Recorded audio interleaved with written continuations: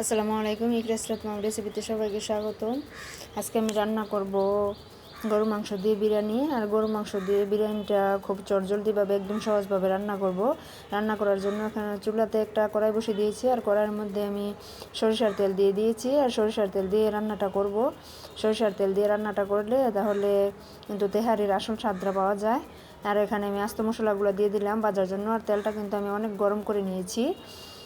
তারপর আমার আস্ত মশলাগুলো ভাজা হয়ে গেছে। আর আস্ত মশলার মধ্যে দিয়েছি আমি এলাচ, দারুচিনি, লবঙ্গ, তেজপাতা। আর আস্ত মশলাগুলো ভাজার পর আমি এখন দিয়ে দিলাম পেঁয়াজ কুচি। আর পেঁয়াজ কুচি কিন্তু আমি অনেকগুলো দিয়েছি, আর একদম লালচে করে ভেজে নিয়েছি, একদম বেরেস্তার মতো করে।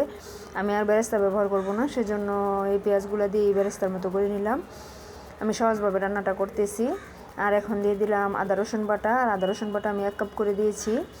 আজকে আমি রান্না করব 1.5 কেজি চাউল আর 2 কেজি মাংস, এরকম পরিমাণে রান্না করব।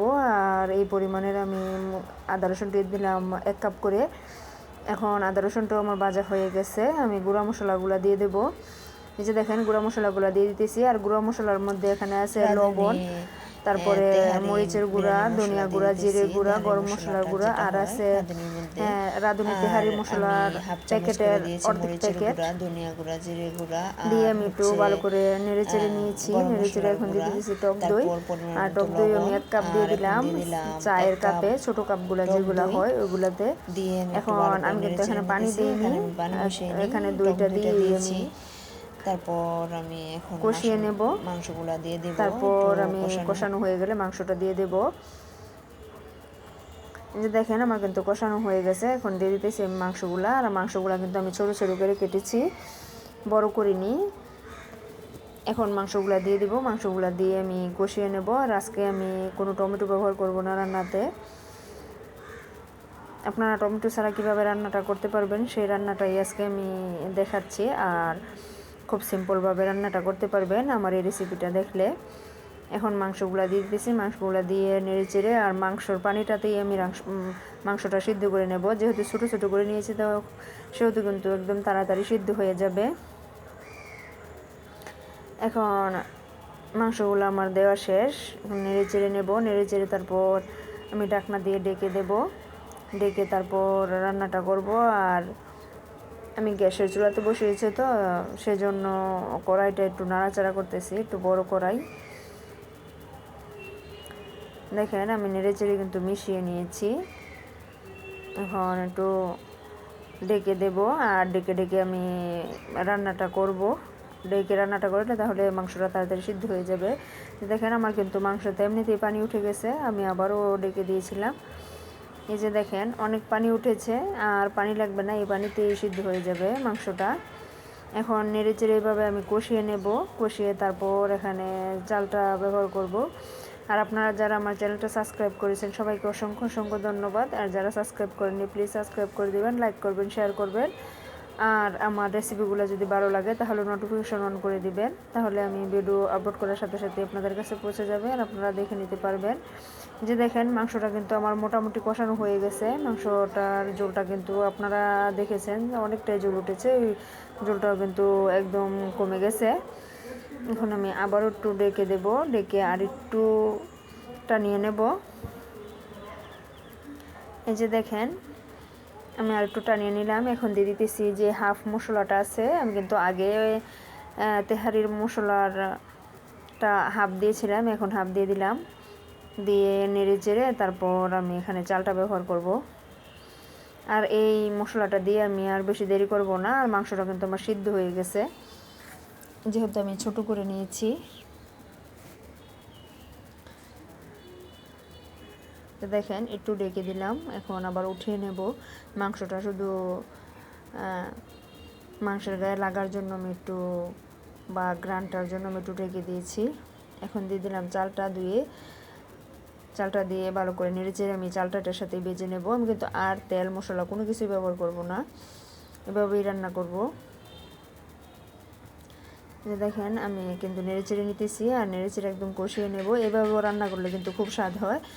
আর চাউলটাতে কিন্তু খুব সুন্দর মশলা একদম মিশে যায়, মিশে একদম একাকার হয়ে যায়, খুবই ভালো লাগে। এই যে দেখেন আমি কিন্তু অনেকক্ষণ টাইম লাগিয়ে ভেজেছি। আপনাদের আসলে এতক্ষণ টাইম দেখালে ভিডিওটা অনেক বড় হয়ে যাবে। এমনিতে ভিডিওটা একটু বড় হয়ে গেছে ডিটেলে দেখাতে গিয়ে। এখন আমি পানি দিয়ে দিলাম, আর পানি কিন্তু আমি মেপে ব্যবহার করি না, পানি আমি আমার আন্দাজ মতো ব্যবহার করি।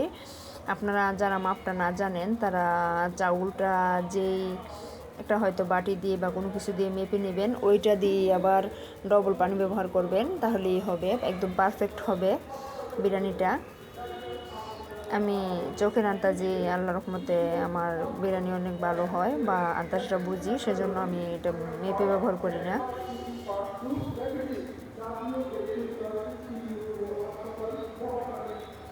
একটু নেড়ে চেড়ে দিতেছি, নেড়ে চেড়ে তারপর আমি ঢাকনা দিয়ে ঢেকে দেবো। আর দিয়ে দিতেছি একটু দুধ, আমি কিন্তু ফ্রেশ গাভীর দুধ দিয়ে দিয়েছি, এখানে কোনো গুঁড়ো দুধ ব্যবহার করিনি। এখন আমি নেড়ে চেড়ে ঢাকনা দিয়ে ঢেকে দেবো। তারপর একদম পানিটা টেনে আসলে আমি এটা দমে দিয়ে দেবো। আর এইভাবে রান্নাটা করলে কিন্তু চটজলদিও হয়ে যায়। আর মাংসটা একটু ছোটো ছোটো করে দিলে কিন্তু একদম মাংসটা পাওয়া যায় বা দেখা যায় খুব সুন্দরভাবে। আর বড় বড় করে দিলে কিন্তু এত বেশি দেখা যায় না। দেখেন এখন দিয়ে দিলাম আমি কাঁচামরিচ, এখানে আস্ত কাঁচামরিচ দিয়ে দিলাম। এখন আমি ডেকে দিতেছি, আর ডেকে আমি একদম দেখেন পানিটা টানিয়ে নিয়েছি, আর একটা নাড়াও দিয়ে দিয়েছি। আসলে আমি ক্যামেরাটা অন করতে ভুলে গেছি। আর এখানে কিন্তু আমি একটু লবণ ব্যবহার করেছি আর ঘি, অল্পখানি ঘি ব্যবহার করেছি। আমার ক্যামেরাটা অন করতে একদমই ভুলে গেছি আমি, সেজন্য আমি আন্তরিকভাবে দুঃখিত। যে দেখেন আবারও আমি ঢাকনাটা উঠিয়ে এখন উল্টিয়ে দেব। এভাবে দমে রেখে উল্টিয়ে আমি রান্নাটা করব। আসলে পানিটাও বুঝে দিতে হয়, আর এই দমটা সুন্দর করে দেওয়ার নাড়াটা কিন্তু উল্টানোটা কিন্তু মেন, এবং সুন্দর করে উল্টাতে হয়। আর সুন্দর করে যদি না উল্টে নিচেরগুলো উপরে না যায়, উপরেগুলো নিচে না যায়, তাহলে কিন্তু চাল একটা ফুটে আরেকটা ফুটে না, এরকম থাকে। যে দেখেন এখন আমি আবারও সমান করে দিতেছি, দিয়ে ডেকে দেবো। এরকমভাবে ডেকে ডেকে আমি একদম চালটা ফুটিয়ে নেব। আর আমি কিন্তু এখন একটা তাওয়াতে দিয়ে দেব, তাওয়াতে দিয়ে দমে বসিয়ে দেব।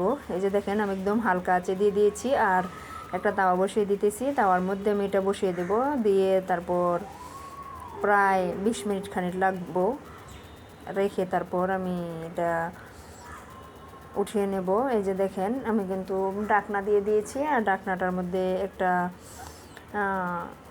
শিলও দিয়ে দিয়েছি, শিলটা দিয়ে একদম দমে দিয়ে রেখেছিলাম। এই যে দেখেন আমার চালগুলো কিন্তু একদম ফুটে গেছে, আর একটা চালের মধ্যেও একদম না এই একদম সুন্দরভাবে সিদ্ধ হয়েছে।